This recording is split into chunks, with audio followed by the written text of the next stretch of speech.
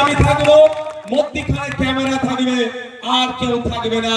আমি প্রমাণ করে দেব পশ্চিম বাংলার মানুষের 1947 থেকে 2011 যত না ক্ষতি করেছে এই মমতা ব্যানার্জি, 2011 থেকে 2025 সব থেকে বেশি ক্ষতি মুসলমানদের করেছে, দলিতদের করেছে, আদিবাসীদের করেছে এই মমতা ব্যানার্জি। পশ্চিম বাংলার শিক্ষিত যুবকদের করেছে, আমি প্রমাণ করে দেব। আর আমি যদি না প্রমাণ করাতে পারি, আমাকে যদি তৃণমূলের ঠান্ডাটা ধরাতে পারে মমতা ব্যানার্জি, আমি হাসতে হাসতে ধরে নেব। আমি যদি ভুল হয়, আর মমতা ব্যানার্জি যদি ভুল হয়ে যায়, আমাদের ঠান্ডা আমি ধরাবো না, বলবো আমি আপনার বাংলার মানুষকে নিস্তার দিন, আপনি একটু অবজার্ভ করুন। হবে চ্যালেঞ্জ গ্রহণ করুন। আমি পদে পদে বুঝিয়ে দেব প্রত্যেকটা কোথায় কোথায় মিথ্যে কথা বলছে। আমি প্রত্যেকটা অ্যাঙ্গেলে আমি ধরে দেখিয়ে দেব যে আপনি পশ্চিম বাংলার মানুষের সাথে বিচারিতা করেছেন, আপনি আদিবাসীদের ভালোবাসার কথা বলছেন। সংবিধান প্রদত্ত অধিকার 6 শিডিউল, যে 6 শিডিউল যদি বাস্তবায়ন হয়, কোন আদিবাসীকে আর কোন স্কলারশিপের প্রয়োজন হবে না। আদিবাসী ভাইরা মাথা তুলে বাঁচতে পারবে, মেন স্ট্রিমে থাকতে পারবে, তাদের উন্নয়ন হবে, তাদের শিক্ষা প্রতিষ্ঠান বানাতে পারবে, তারা স্বাস্থ্য কেন্দ্র বানাতে পারবে, তাদের জয় জয়কার হয়ে যাবে। সংবিধান সেই অধিকার আদিবাসীদেরকে দিয়েছে।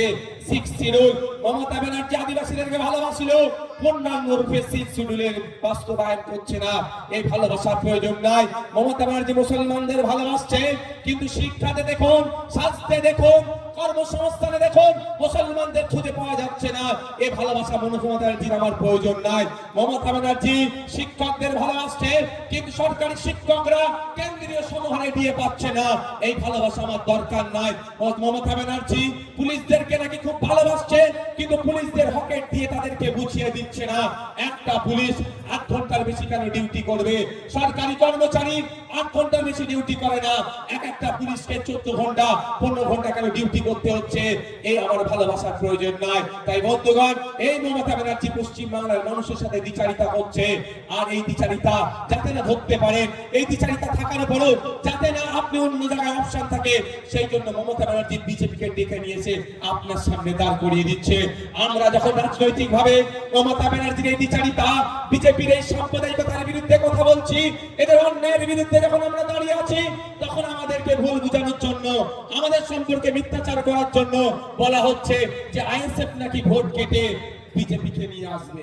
এটা ওষুধ আমি আজকে দিয়ে যেতে চাই, শুনবেন আপনারা?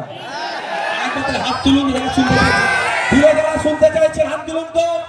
মমতা ব্যানার্জির এই ওষুধটা আমি দিতে চাই। কি ওষুধ? মমতা ব্যানার্জি দলের লোকেরা আমাদের নামে মিথ্যাচার করে, কি বলে? ভোট কেটে নাকি বিজেপিকে নিয়ে আসবে। আমি আপনাদের এখানে বসিরহাট উত্তর বিধানসভায় এসে আমি কথা দিয়ে যাচ্ছি, মমতা ব্যানার্জিকে রেডি করুন। পিরজাদা আব্বাস সিদ্দিকী রেডি আছে, একটা এগ্রিমেন্ট পেপারে সই হবে। সইটা কি হবে একটু দাঁড়ান, শুনে নিন আগে, তারপরে তাড়িয়ে দেবেন।